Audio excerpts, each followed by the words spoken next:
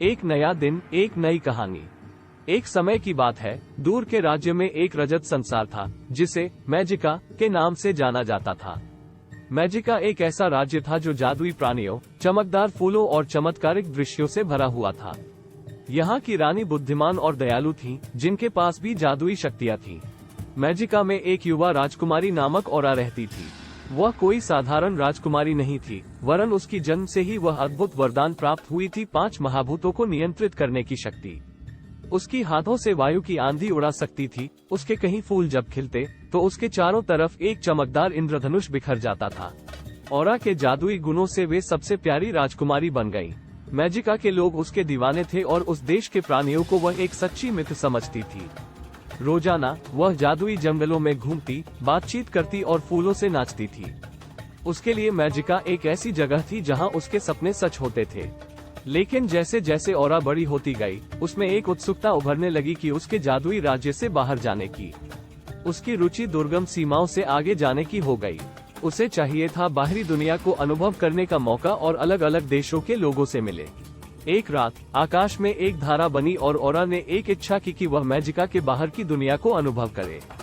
उसकी इच्छा पूरी हो गई और एक रहस्यमय देवी उसके सामने प्रकट हुई। देवी ने औरा को एक गुप्त द्वार के बारे में बताया जो उसे दूर देशों में ले जा सकता था।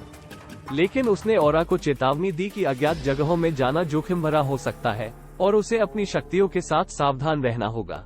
उत्साह से भरी और जिज्ञासा से परिपूर्ण, औरा ने अपनी रानी माँ से विदा लेकर जादुई सफर पर जाने का आग्रह किया। जैसे ही वह द्वार से गुजरी, उसे एक नए विश्व के अद्भुत दृश्यों का सामना हुआ।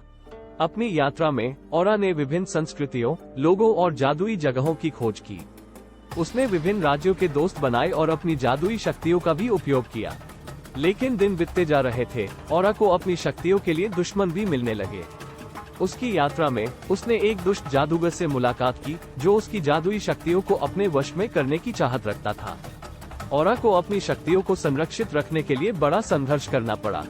उसके नए मित्रों और अपने अच्छाई की मदद से औरा ने उस दुष्ट जादूगर की खराब साजिशों को हराया और मैजिका में वापस लौटकर नई ज्ञान और अपने जादू से प्रेम करने वाली रानी के रूप में रचने लगी। वह अपने जादुई गुणों का उपयोग करके मैजिका को एक और खास स्थान बनाने में सक्रिय हो गई। और इसीलिए जादुई राजकुमारी औरा की कहानी एक स्वयंभू खोज, जादुई सफर और विशेष राजकुमारी की ताकत की एक गाथा बन गई।